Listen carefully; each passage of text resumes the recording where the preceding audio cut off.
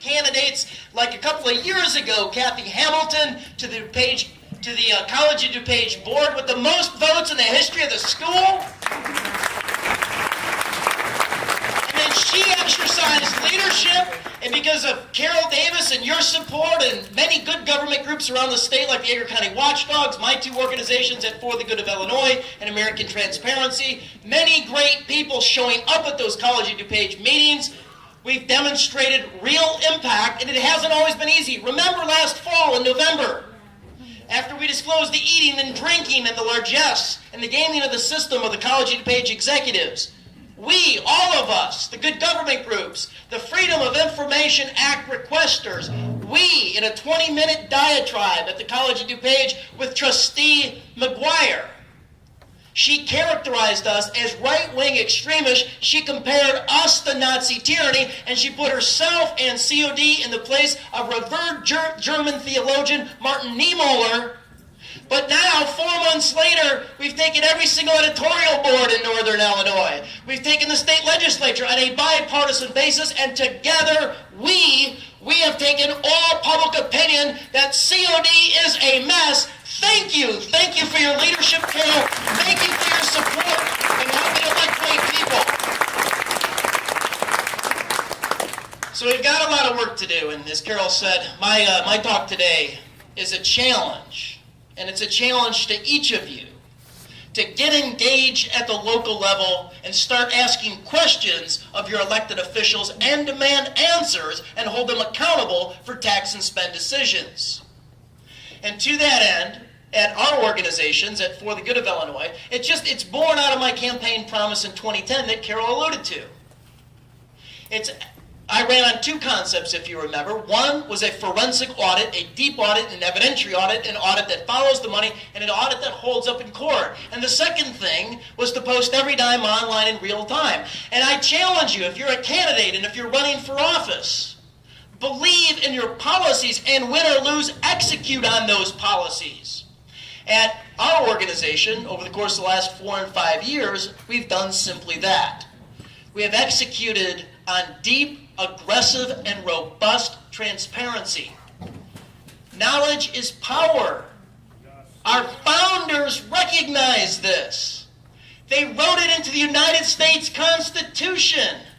They gave us the tools to hold government accountable. It's Article 1, Section 9 of the Constitution. It is paraphrased. It says that a periodic reporting of revenues and expenses must be provided to the people on a timely basis. And in the internet age, in the big data age, in the age of the electronic age, I simply believe that that means every dime online in real time. Open the books. Amen. Amen.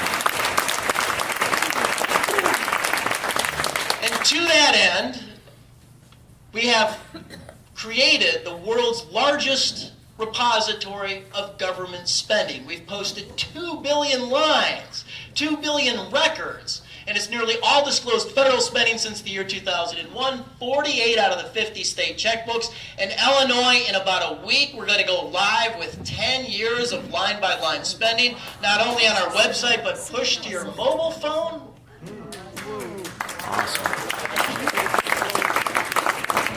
We've got 50,000 local units of government all across the country with at least pensions, salaries, or vendor spending. And I'm proud that 2 weeks ago we were able to announce that we were a finalist in Washington, D.C. for the best, most outstanding new organization in the country. And we were able to announce that former U.S. Senator, the Honorable Dr. Tom Coburn, joined our board as honorary chairman. Awesome. It was Coburn's leadership in the United States Senate that took on the establishment, that identified the bridge to nowhere, that spearheaded robust and aggressive transparency of the federal checkbook for the first time in our nation's history and made our work possible. And it was Coburn with his annual waste book, the deep legacy of government oversight that we aim to bring forward. And so, in keeping with that, last year, we've been working very closely with this team over the course of the past 2 years. We started our own branded oversight reports at the federal level, and the oversight report is called the Federal Transfer Report. And we did one on a quarterly basis all of last year. And the first one we did was farm subsidies in urban areas where there are no farms.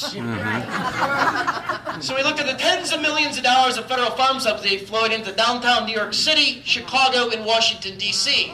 And in New York City, we found cycons of industry, your wealthy heirs like the Rockefellers at 30 Rockefeller Plaza had taken hundreds of thousands of dollars of federal farm subsidy. The National Audubon Society, the bird watchers, the conservation people. Yes, they were growing tobacco in the state of New York, and we were subsidizing it. They took $1 million worth of federal farm subsidy, even for their lamb farm in Minnesota. When they slaughtered a lamb, we were subsidizing that slaughter.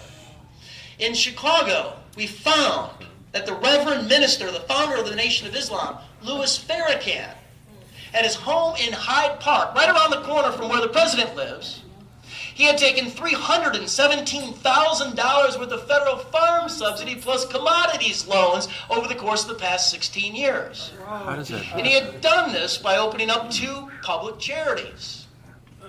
And Lisa Madigan, she's charged with the oversight of public charities in Illinois, and she had no record of either of them. We checked with the Cincinnati office of the IRS. They didn't have a record either.